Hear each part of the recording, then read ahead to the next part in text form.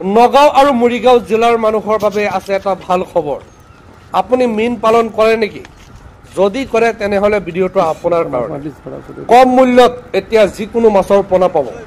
বৰ্তমান অসমৰ বজাৰত বহুলভাৱে পোৱা এবিধ মাছ হ'ল ৰূপচন্দা।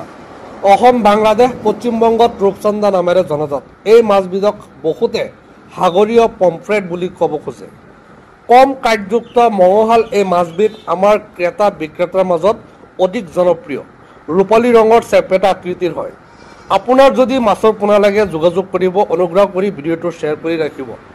এই মাছবিধৰ বৃদ্ধিৰ হাৰ অতি খৰতকীয়া হোৱাৰ বাবে আমাৰ বহু মীন পালকে এই মাছবিধ বৰ্তমান নিজৰ পুখুৰীত পালন কৰা দেখা পোৱা গৈছে।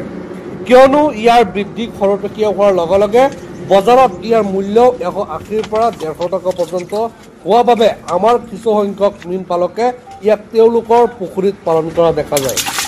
ৰূপচন্দা মাছবিধে অতি লেতেৰা, প্ৰদূষণমুক্ত, এমনিয়ামুক্ত, দ্ৰৱীভূত, অম্লজান কম থকা জলাশয়তো জীয়াই থাকিব পাৰে। সেয়েহে বিশ্বৰ বিভিন্ন ৰাষ্ট্ৰত এই মাছবিধ পালন কৰি আহিছে।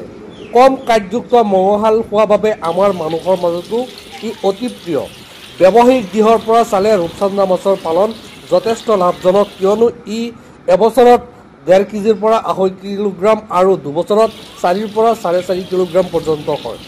আপোনাৰ যদি ৰূপচন্দা মাছৰ পোনা লাগে বা আমুৰ কাপ মাছৰ পোনা লাগে বা আৰি মাছৰ পোনা লাগে, শিঙি মাছৰ পোনা লাগে, কাৱৈ মাছৰ পোনা লাগে, স্ক্ৰীনত দিয়া কণ্টেক্ট নম্বৰত এতিয়া যোগাযোগ কৰক।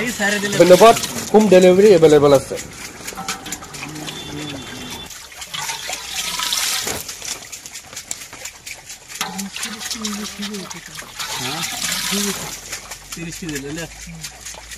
কি